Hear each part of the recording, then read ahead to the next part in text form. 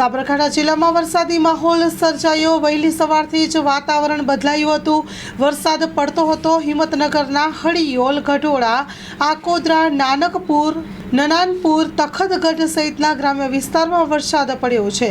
પ્રાંતિજના આરોસોડા, રામપુરા ચોકડી, સોનગઢ, સોનાસણ સહિતના ગ્રામ્ય વિસ્તારમાં વરસાદ પડ્યો છે। ખેડૂતોમાં ખુશીનો માહોલ છવાયો છે।